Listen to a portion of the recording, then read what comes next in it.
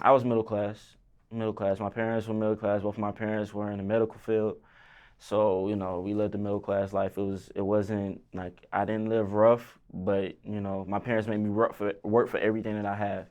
You know what I'm saying? Nothing was given to me easily. So, I lived middle class and I worked my parents worked hard and they made sure that me and my sister worked hard to get the things that we want in life so we can appreciate it more. You know what I'm saying?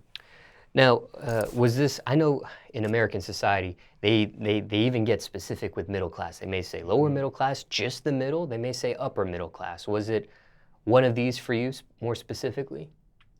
Nah, I don't really think it's a level in middle class. Like, it's either, because it's really you either making it or you not. You know what I'm saying? Like, is it you making enough so you can be able to, sustain for your life and be comfortable or you not? You know what I'm saying? So I don't really think it's like in the middle class, another three dimension. I mean, three levels. Nah, that don't make sense. Middle class is middle class. You know what I'm saying? Like, it's either you being able to provide for yourself and live comfortably or not. Or you having a little bit more so you can be able to do a little bit more with your life or not. You know what I'm saying? So While you were growing up, was there a chance where your family moved up higher in class? yeah, I mean, my parents had promotions, you know what I'm saying, within their jobs. So they were able to do a lot more, you know what I'm saying, as far as like building houses and things like that. So yeah, I mean, I don't think that nobody wants to stay in the same level that everybody wants to kind of achieve a higher goal or set a goal for themselves that they're trying to reach or whatever. So yeah, I mean, they had promotions or whatever. So I mean, it was different changes that we had in our lifestyle or whatever, but we never really suffered like that. I won't say that. Um, when it came to working hard, how young did that start for you? Man, it started since I can remember me being able to do anything, like as a person, you know what I'm saying, as a young one, you know what I'm saying? Like my parents had me in, you know what I'm saying, some type of learning. You know what I'm saying? Like I feel like when you learning, that's hard work because it's something that you don't know, so you got to obtain that knowledge. You know what I'm saying?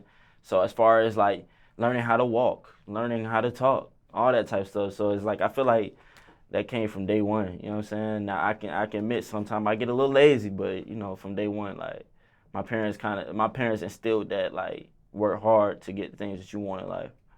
Did they want you to be part of the medical field Yeah, yourself? yeah, yeah. It's crazy because my mom like I was even going to school like for nursing at one point. You know what I'm saying? So like, yeah, my parents were real headstrong on like going to school because they feel like with medical or like something in law or something like that, you'll always have a job. Or in technology stuff like that, you'll always have a job. So they always tried to tell me to go to school for something that you can get a job in, which is like medical, law, technology and stuff like that. So yeah, but they were real like heavy on the medical stuff. When it came to earning money, how young did that start for you? Um, I say when I was like a teen, cause you know what I'm saying, doing chores around the house, they give me a little, you know what I'm saying, here a little spending money, you know what I'm saying. So that's why I say I had to work for everything I got, cause I mean if I didn't do those chores, you know what I'm saying, sometime I didn't get paid, you know what I'm saying. Well, I didn't get paid if I didn't do the chores, you know what I'm saying. And then even then, I still had to learn how to manage my money young because you know what I'm saying, it might be a week where they just forgot to give me the money, you know what I'm saying. And I still had to, I wanted to buy candy and you know what I'm saying, different stuff. So yeah, so I feel like when I was a teen, that's when I really started kind of making a little bread. You know what I'm saying? Did you ever have a job? Yeah, I did. What kind I of job? What did that resume look like for you? All right. So I first started off with what was my first job, man? First job. Oh, welcome to Moe's. I was at the Moe's. I was rolling burritos, but I had got real foul. But I was on burrito rolling them things up. I'm talking about like I would put my own little, you know what I'm saying, a little twist to it like that. You know what I'm saying? But I did Moe's, and then I did my next job. I had worked at a hospital at Emory Hospital, and I was doing like I was working at this little coffee shop. You know what I'm saying? Like making folks, you know what I'm saying, coffee and stuff like that. But it was a smooth little job because being that it was in a hospital, I was getting benefits and then like I was getting paid like 15 an hour. So that was good for me, you know what I'm saying? Like I was able to get me my first car, all type of stuff. So I was able to elevate in my life with, you know what I'm saying, that job or whatever. But I think those were the only two jobs I really okay, I did some before the little Moe's and that. Like Moe's and the hospital was my recent two jobs, you know what I'm saying? But Before that, I was doing this little thing called Cutco. And basically, Cutco, you know what Cutco is? I don't. Cutco is like when you trying to walk around to these folks and sell these expensive ass, sharp ass knives, like to people. Like, so you going to people's houses, like, hey yo, like trying to explain somebody else's product. Like, if I was young, if I was at that time, if I was really think, I would have probably created my own stuff and tried to sell it like that, because that's basically what I was doing, selling somebody else's product. You know what I'm saying? So. Man, look, if you feel like you want to sell somebody else's product, think about dig deep in your brain. Think of something. Hey, do what you gotta do. Drink a little something, smoke a little something, and get creative. Because it don't make no sense to be selling somebody else's stuff when you can be creative and sell your own stuff. So, you know what I'm saying? I was doing that, and then that's when I got into the moles and the little hospital job. So you were a door-to-door salesman. Yeah, I was at one point. Yeah, this was like the throwback bills, you know what I'm saying? Like, I was just trying to make some bread, you know what I'm saying? Like, because I ain't never want to be, like, I never strived or wanted to ever be a broke, like, person, you know what I'm saying? Like, I always wanted some type of bread in my pockets, like, so I can be able to do something. Like, if I want to go to a movie or something, treat myself, you know what I'm saying? Like, it's bad when you can't treat yourself, so don't go broke. Do what you can, not go broke. No cap. How do you remember what age you were, or what grade maybe, when the door-to-door salesman job started for you? I think it was like the summer of like my 12th grade year when I had first got out of high school, and I was just looking for a job anywhere.